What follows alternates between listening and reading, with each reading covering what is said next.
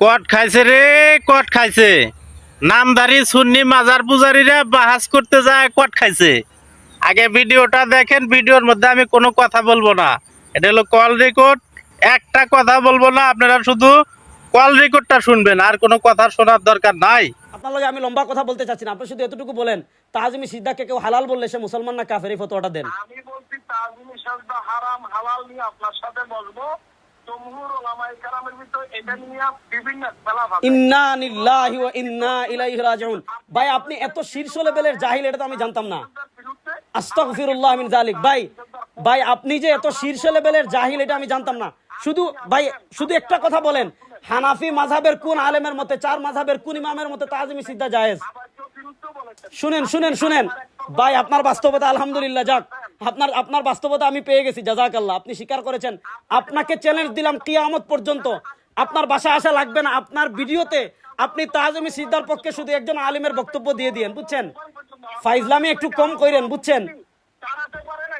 বললেন আপনি তো পারবেন না, আপনার আসার মতো সব সাহস আপনার। ভাই আপনি বললাম তো ফাইজলামি একটু কম কইরেন, আমি আপনার বাসায় আসবো। হ্যাঁ, শুধু এতটুকু বলেন। এ ভাই কথা শুনেন। আপনি বলেন আপনারা জীবনে বাউস করেন নাই। আরে ভাই, তোমার এরশাদ বুখারীর ব্লাড প্রেসার বাড়িছিল, এটা দেখেন একটু।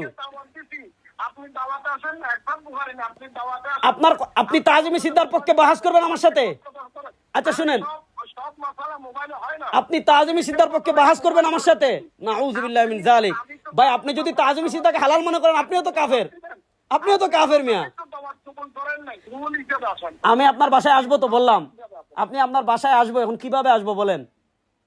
আপনি চট্টগ্রামের মধ্যে এসে যদি আমাকে ফোন দেন, আপনি যে জায়গায় আমার কথা শুনেন, আমি আপনার বাসায় আসবো, তাজিমি সিজদা নিয়ে আপনার বাসায় আমি বাহাস করব, ঠিক আছে আপনার সাথে?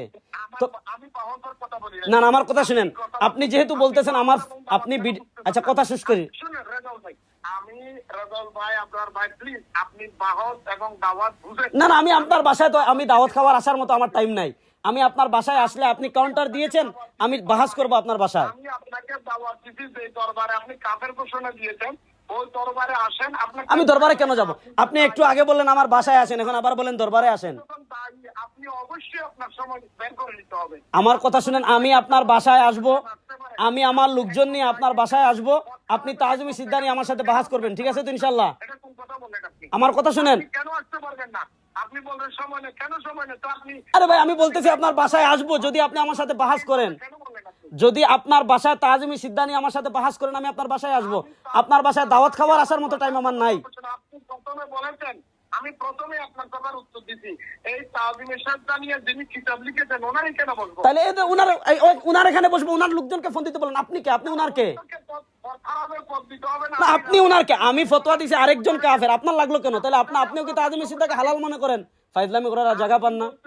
যারা হালাল মনে করে তাদেরকে আমরা সত্যটা বুঝিয়ে দেন। তো এটার দায়িত্ব তো আপনার না। আপনি হালাল মনে করেন কিনা এটা বলেন। যদি আপনি হালাল মনে করেন, আপনার বাসায় আপনাকে বুঝাতে আসবো। আর যদি আপনি হালাল মনে না করেন, আপনার সাথে তো আমার দ্বন্দ্ব নাই। হবে না তো, আপনি চ্যালেঞ্জ দিয়েছেন যে দরবারে, সেই দরবারে বুঝিয়ে দেন। ওই দরবারের সাহেবজাদাকে বলেন আমাকে ফোন দিতে, এই নাম্বার দেন। ওই দরবারের সাহেবজাদাকে বলেন আমাকে ফোন দিতে, আমি প্রয়োজন হলে যাবো, যদি তারা আমার চ্যালেঞ্জ গ্রহণ করে। আপনি আমার কথা শুনেন, আপনি আমার ঘরে আসবেন দাওয়াতে। না, আমার এই সময় নাই। যদি আপনি বাহাস করেন আমি আসবো আপনার বাসায়, নাইলে আমার সময় নাই। ঢাকা থেকে চট্টগ্রাম আপনার বাসায় দাওয়াত খাইতে আসবো। বাহাস করার কথা কয়া দাওয়াতের কথা বলে। ধরা খাইয়া গেছে যে মানুষের পায়ে সেজদা দেওয়া আর কোনো দলিল আছে? সব ভণ্ডামি। এই নামধারী সুন্নি মাজার পূজারীরা সব ভণ্ড, দলিল ছাড়া ভণ্ড।